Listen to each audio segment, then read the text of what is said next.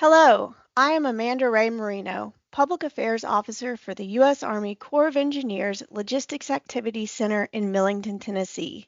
And I'm Warner Buckman, a biologist for the U.S. Army Corps of Engineers in the Charleston District.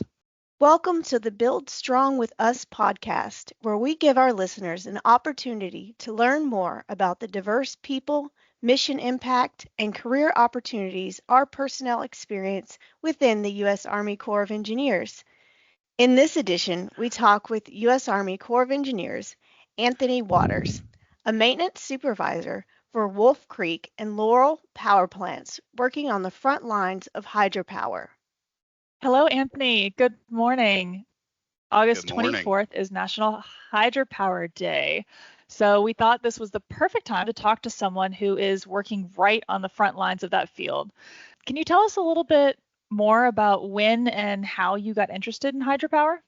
Sure. Okay. So good morning to you both. A happy National morning. Hydropower Day week to everyone out there. Such an honor to be able to be on the podcast today. My journey into hydropower starts when I was just a young child. Growing up in a very rural area, one thing that we would do as a family is we would always come to Wolf Creek Dam. That was a big deal for us, little as we were growing up. And apparently when I was really young, somewhere between 5 and 10 years old, we would always come to Wolf Creek Dam, and we would always wade out into the tailwater of the dam. And as I was out there one day, I looked at my mom and dad, and I told them, I said, one day I'm going to work there. I don't remember it, but they swear that that's what I said. So I guess from an early age, I knew that this was a fascinating place. When I graduated high school, I started technical school in Somerset, Kentucky, with my diploma in industrial electronics. From day one when we started, the instructor got up and he told us about different avenues that we could go down, different companies that would hire out of it. And then he came to the end and he said, and then there's one company that will come and hire out, and that's the Army Corps of Engineers. But they only take the best of the best. So I determined in my heart at that moment in time, I was like, man, that's what I want to do. That's where I want to be. So I strived. I did everything I possibly could, tried to keep my grades up because I knew that's what I wanted.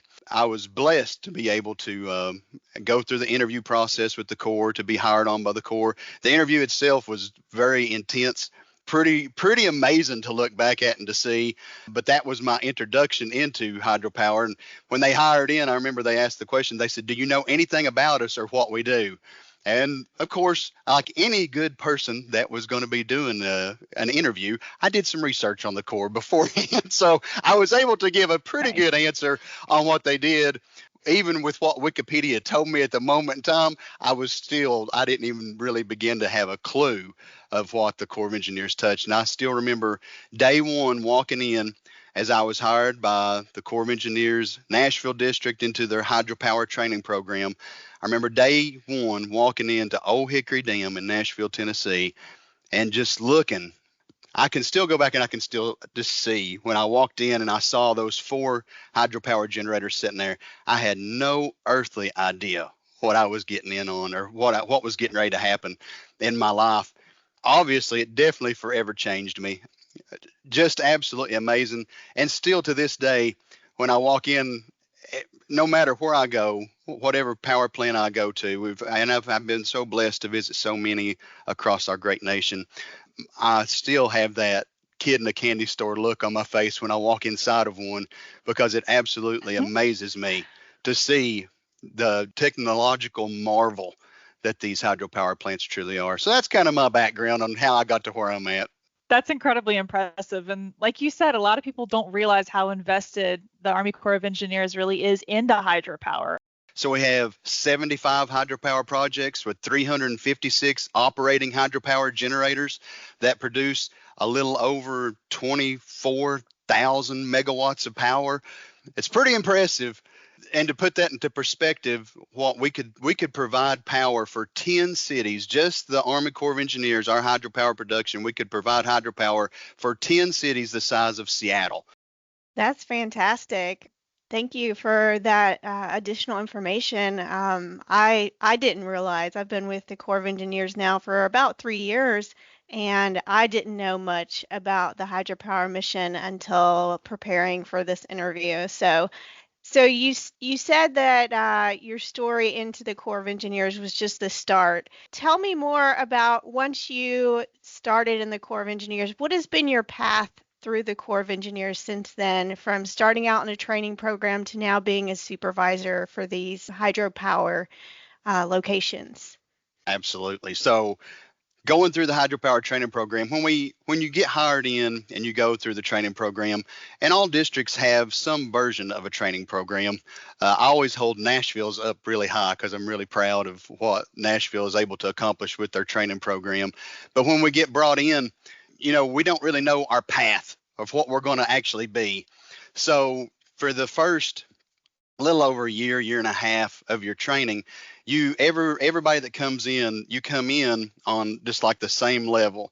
And then as you progress through, the way that the program's set up is that you'll see the individual start shining in a certain area. So when we go through the training program, we look at different areas that we hire into. You have power plant operation for operators. You have the mechanical side of it, electrical side, and then we also hire into a test section side, and those can all come through the hydropower training program.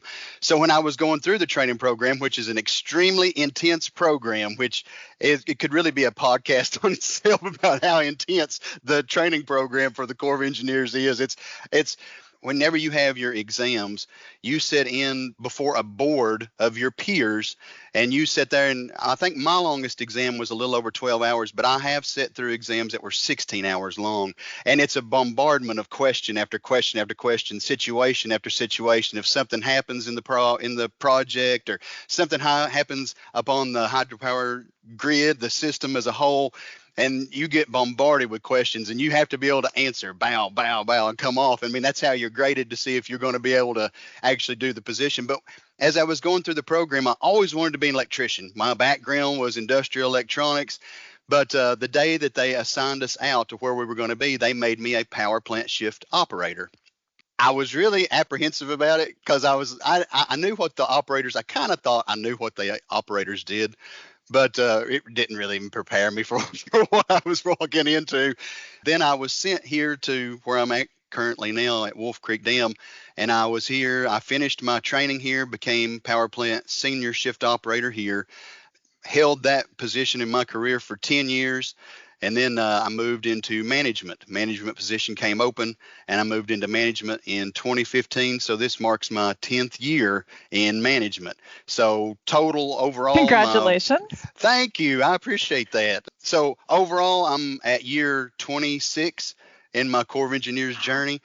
So much fun. I always say this. Everybody says, tell us about your career. What you think. This is the only place that you can come and your career, you come in every day and you never know what's going to happen. Something can happen inside the hydropower plant, something on the dam itself, something on the power grid. You're always just sitting ready. You're always ready for the next thing that's going to happen. It could be a bump on the system. You could have differentials somewhere on the system, up in a hydropower generator. It's so much fun. You just don't know what's going to happen next. You're just kind of always on edge, but it's pretty cool. I really like it. That's awesome. And thank you so much for your years of service to the Thank Corps you. of Engineers and supporting our hydropower mission. Thank you So all. I appreciate that. with over 2.5 decades of experience, which is absolutely incredible, how does the Corps of Engineers mission, align with your personal values and those career goals as you've gone through this incredible journey? It's pretty amazing to actually think about that. So, as you're young and you're growing up, you always want to excel in whatever you do. And one thing about the Corps of Engineers is the Corps of Engineers is a true learning organization. The Corps loves for you to learn. And with our vast inventory of what the Corps offers, the sky's really the limit on where you can go and what you can do. I always look back at some of the staff that we have here. We have guys that started out that worked on the fleet which they were the guys that were on the river. They were the ones doing work on the locks, doing big projects like that, that hired in. They left the fleet. They came here as a maintenance worker. They hired into the hydropower training program, and they moved all the way up to senior level positions. I mean, that's an awesome organization that you can sit back and say, man, I can start out, honestly, I can start out here as a maintenance worker. I can be the hydropower maintenance supervisor of this facility over time. So, I mean, that's one awesome thing about the Corps. And of course, if you look at just the civilian values, the loyalty, anybody that you talk to that's in hydropower is going to be passionate. And I think that's another good thing about our organization is that, that we love that passionate side of it. Any of these hydropower plants you go to, if you go to any of the 75 across the nation, when you walk in, you're going to see somebody, it's usually anybody you talk to, you're going to see a passionate individual that loves hydropower and loves what they do. And, the organization, the support that we get, from the higher up officials, and just the benefit that you give to the nation as a whole. It gives you a really great sense of pride. And I think that's something that we take with us as we go on, in our journey. And, these hydropower plants, they're all getting really old now. I mean, I look at Wolf Creek. Our first generator here went on October of 1951. A lot of the equipment is still exactly the way it was when it was installed. Not everything's been rehabbed. And it's just amazing to me the quality of individual that we get that works inside the facilities, and then how we all realize that, we inherited this project and we want to leave it better for the next generation that comes in. It's fun. It's so much fun, and it's so exciting. Just the overall love of the project, and to see the joy on everybody's face when they come in for the first time and see it. Because, I mean, if you drive by a facility like this, all you're going to see is a concrete structure. And to know what's actually happened inside there and the engineering that went behind it and the marvel that it is, it's just awesome. It's just really cool. Well, and that really speaks to not only your team, but also how invested USACE and the Army Corps of Engineers was whenever they first built it. The fact that something from 1951 is still up and going, the maintenance that you guys provide for it so that it can continue to do so, but also how well it must have been engineered on the front end. I mean, that's a legacy in itself. Absolutely. And as they built it, they took great pride in what they did. That's something about the Corps is, if we do something, our motto, Essayons, let us try. Let us try. If you let us try, we're going to amaze you. That's what we do. And anytime that you come by one of these facilities, or you just see some of the things that the Corps of Engineers has had a hand in being part of, truly amazing what the benefit to the nation has been and continues to be. It's not like that we've just reached this plateau and landed, not at all. We're reaching higher, we're soaring higher, we're moving forward.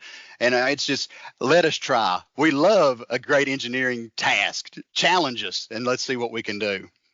I love that attitude. And you talked about the legacy. We are celebrating 250 years of the Corps of Engineers. We're celebrating all year long this amazing milestone for the Corps of Engineers. And, you are part of that legacy that spanned long before you came, and I am confident will span long after you retire. That's a pretty awesome place to be.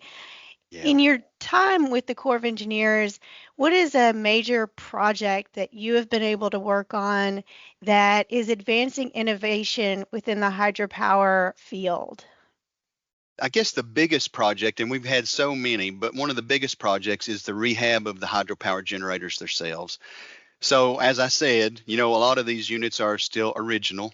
Like I said here, Wolf Creek, 1951, the rehab of these facilities to come in and to see them completely tore down and completely rebuilt back into place is truly amazing to be able to have a hand in that. I mean, I'm getting to do things as a hydropower maintenance supervisor that the guys in the 50s and the 40s were doing. They were sitting here and they were coming up with the new idea of how the generator would go, how many megawatts it will produce, all these great innovative features. And now I get to take a step back and I get to look And now we're deciding, we're looking as we move forward to see how many megawatts we can actually get out of this unit, how we can upgrade this unit to provide more power for the nation as our infrastructure grows and as the demand grows on top of it. So to be able to back up and say, man, I had a hand in the rehab of these hydropower plants.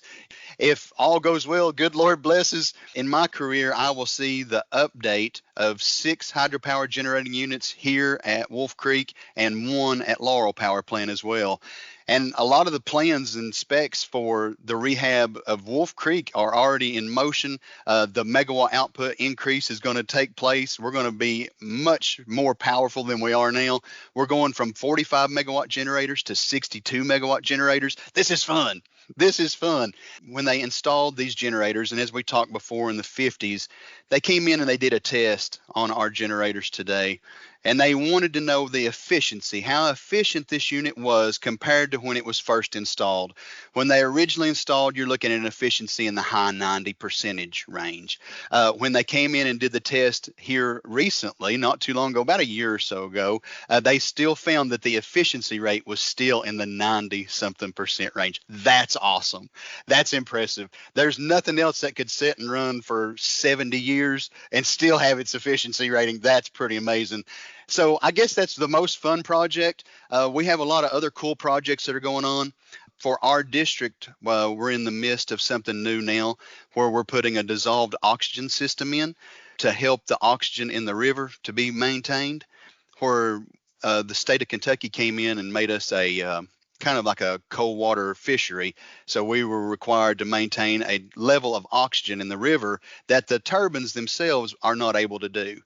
So we're coming in and we're installing an oxygen system that's actually going to pump oxygen into the lake that will be sucked into the generators and put out into the river to up the amount of oxygen. So that's a cool project. I'm sure there's going to be some very happy fishermen to hear that you guys are installing dissolved oxygen injectors. They're going to be thrilled. It's going to be wonderful for those populations. Yeah, they're already talking about it. Yeah. On that personal level, how does working for the Corps of Engineers support your personal goals and your personal priorities? Yeah, so, to be able to provide for my family, I am a dad of 2 precious children. To be able to provide for my family, first and foremost, what an opportunity that the Corps of Engineers has given me in my career to be able to provide a good life for them. You always want better for your family than what you had. So to be able to provide for my family that, first and foremost, and then, that sense of accomplishment that, everybody wants that sense of accomplishment in their life that they've accomplished something. Man, when at the end of the day, when you walk out and just to know that you have done your absolute best inside these hydropower facilities to provide, a true resource to our nation. I mean, when you leave of a day, you leave with a sense of accomplishment and pride. If we have a unit that fails or comes out for inspection, it's amazing to see how the staff will come together and how we focus on getting that unit back up and going so we can provide power out. I mean, that's our mission inside here is to keep these hydropower generators going. So you always have that sense of accomplishment that you're accomplishing. Now, I won't lie, there's times that you can get disheartened because, you run into an engineering nightmare. But to be able to sit down and to work it through and, not only that, but to see the team, I get the opportunity to sit down with one of the most amazing teams every day. It just truly amazes me to see what we can accomplish when we come together. And that's Corps wide. That's not just here at Wolf Creek or Laurel. To see how this hydropower community for the Corps of Engineers can come together, it is absolutely amazing. And to share ideas, I think that's one thing that really sets us apart is how that we can come together, how we can reach out. It's not uncommon for another hydropower facility to reach across district lines and say, hey, we have this issue going on. Do you have anybody at your facility that is an expert in that could come and help us? And we send somebody out there to help, or vice versa. That's amazing that we have that capability. So, there's so much in this career that words truly fail me to explain it all, but just the accomplishment, just the quality of life, and the overall true joy. And I know it may sound cliche to some people, but just no joke. It's just true joy I don't come to work aggravated or upset or dreading the day. Not everybody can say that. And when I come in, and I'm like I said earlier, I'm like that kid in the candy store. I come in and I'm amazed at just what I see and the things that go on, and then the team I work with. So yeah, the accomplishment, the sense that we're accomplishing the mission, that we're moving forward and we're pressing forward and we're building stronger. Incredible for you to demonstrate to your kids as well, because that's something that they can Absolutely. then latch onto and inspires them to move forward and find a job that provides that same joy. Well, your passion is contagious. I am excited about hydropower now. I'm gonna Good. dig in deeper and learn even more about it when we get done recording. So let me ask you, in your journey so far, what is the most useful piece of advice that you have ever received? This is really good. And I actually brought it up I had two trainees with me last week, and it was the advice I gave to them. And it was something that really stuck with me. When I first got to Wolf Creek, I had a senior electrician that really invested in me, that really poured into me. And I had a senior leader that really invested in me as well. And one day we were downstairs and we were having a conversation about different pieces of equipment. And I remember he looked at me and he asked me, he said, Anthony, where is this piece of equipment at in this project? And I told him where that piece of equipment was at, and I told him what it did and how we serviced it. And he said, well, where's this piece of equipment at? And I remember I just stood there and I just looked at him. I was like, I don't know where that's at. And he said, Anthony, your problem is that you can't see the forest for the trees. And I said, I understand that. So one of the greatest pieces of advice he gave me after that is he said, don't get narrow-minded or fixated on one thing inside of a hydropower plant. The hydropower plant is so unique and it has so many different things that feed on so many different systems that you have to be able to look at the system as a whole and not just focus on one individual part. Everything that happens affects something else inside of the hydropower generator. And to be able to look at the system as a whole, if one thing fails, what will it lead to next? And then it lead to next. And to build upon that. That was one of the greatest pieces of advice that I ever got in my career, as far as being able to look at the system as a whole and not being just fixated on one small aspect of it, because the generator is truly a marvel. That is some really good advice that I think could be applicable across a lot of different fields, actually. Absolutely. In Yeah. communications, my field, and biology, Warner's field. So that is great advice. Thank you for that. So as we talk about all of these skills and all of these different components of a hydropower plant, what qualities or skills do you think have been most important to your success within the organization? So I think one big quality is our adaptability, to be able to shift on the fly, because normally when it rains, it pours in a hydropower plant. When it rains, it pours. If something goes on in the system, if we look at just the grid as a whole, which all these hydropower generators, they all tie out to the nationwide grid of power. If something happens on that system, so for example, if you have a fault, something happens out on the system in some way, shape, or form, and your generators are online tied to that, well, those generators see that fault. So it's not uncommon to be sitting inside of a hydropower plant and for lightning to strike, or a big part of load on that system to be dropped out in some way, shape, or form, and your generators see that. So this is something cool that nobody would know unless you worked here. It's not uncommon for this entire concrete structure to completely shake and to rock, and you would think sometimes that it's going to completely come off of its foundation.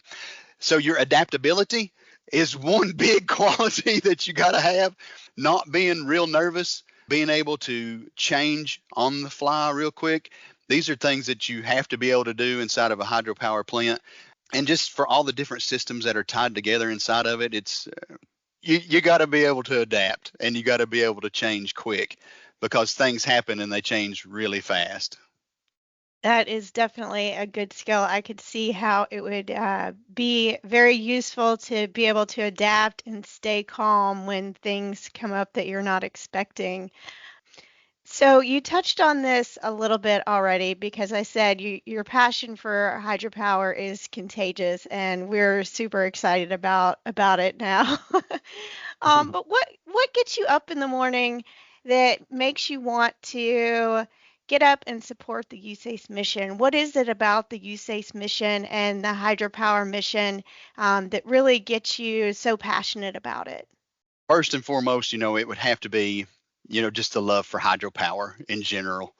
To know what the mission is, that I'm here to provide this service to this nation. And I tell you something else that's really cool. Not all managers can sit back and say this, but the team that I have, just to be able to come in of a day and to work with them and to see how their minds work, how we come together and how we accomplish this mission is absolutely amazing to me. First and foremost, but obviously just that sense of accomplishment that we get from our career and from our position here inside of hydropower, to see all that happens on the system, to see the amount of power that's produced. And I tell you something that's really cool. We still can give public tours at our facilities. And when somebody comes in, and I guess you see it more in the youth, but you also see it in the older as well. It's when they come in and they walk around the corner from the door, and they get their first look as they look out onto the generator floor, and they see these 6 main generators that are on the floor down through there. It truly, to see the light in their eyes as they come around it, and the answer is always the same. What they always say, they always look and they always say, "We had no idea that this was here. We had no idea that you guys were down here doing this." That gives you a sense of accomplishment, and it gives you such, like I said before, it gives you such joy to come in and to be part of that, to know that you're actually providing a benefit to the nation, not just the area you're in, but I mean a benefit to the nation as a whole. You are truly a benefit to the nation, to the United States of America. I mean, that's awesome.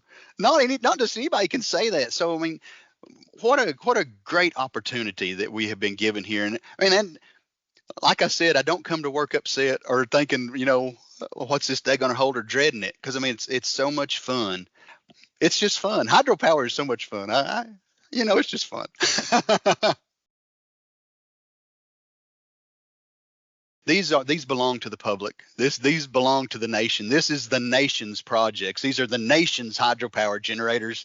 And for them to be able to come in and see that, to see what their tax dollars funded and how it produces power for this nation, they always leave so excited. So but that's how you get a tour.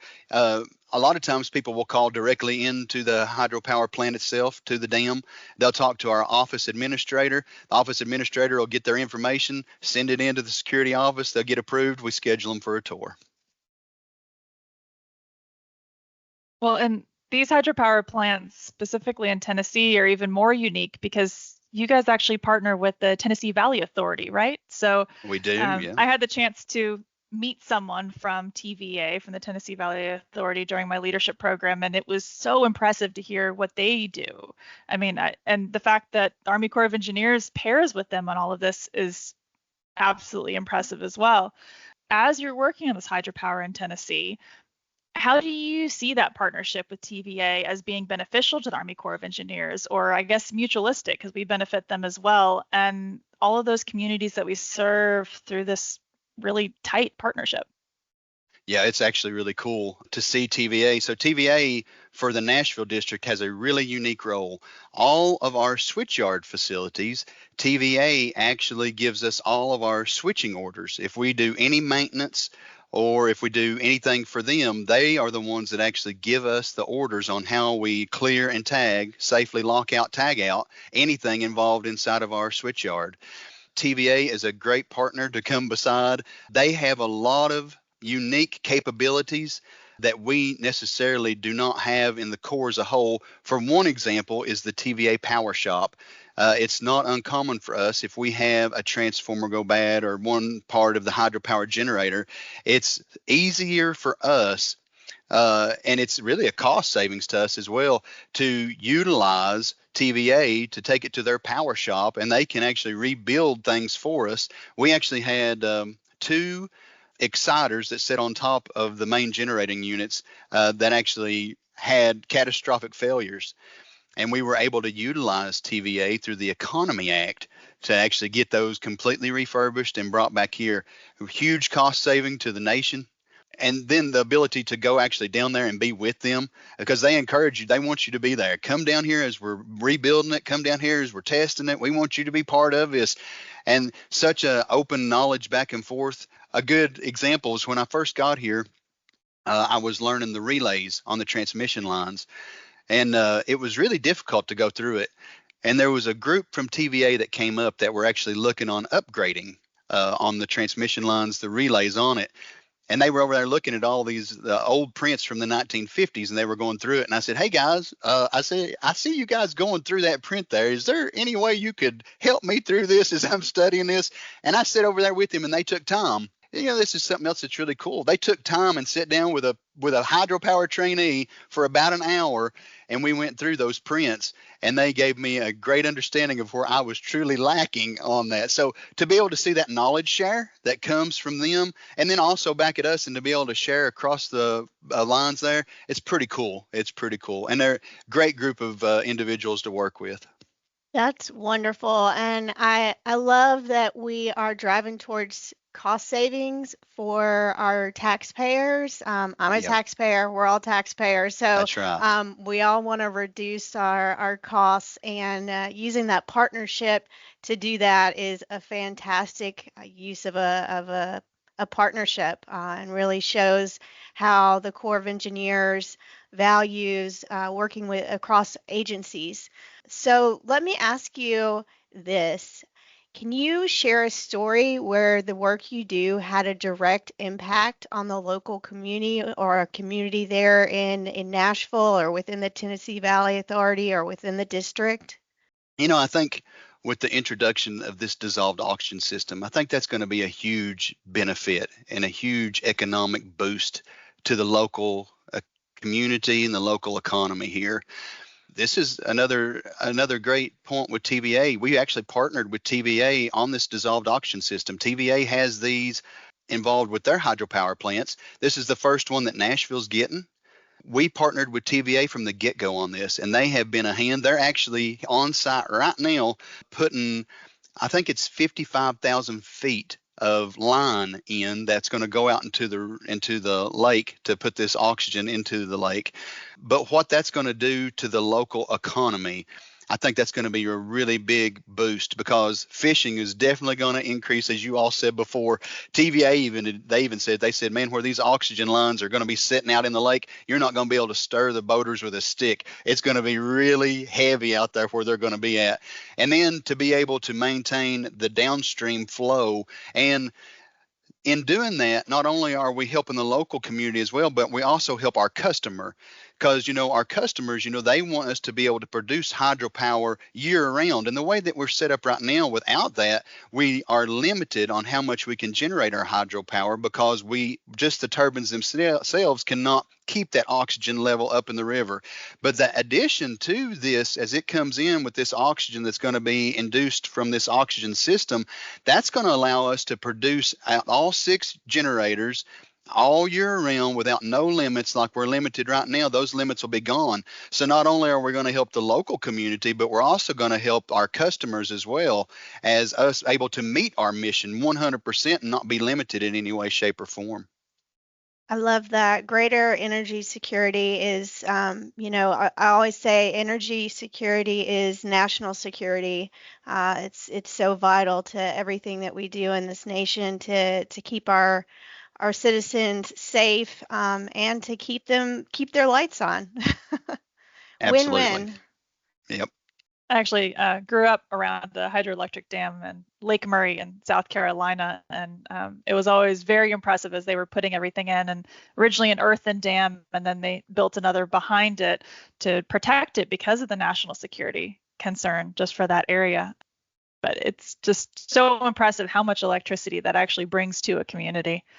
So Absolutely. you've talked over and over again about this incredible team and how much joy that they bring to you every day whenever you get up, and this wonderful opportunity to work with some incredible people.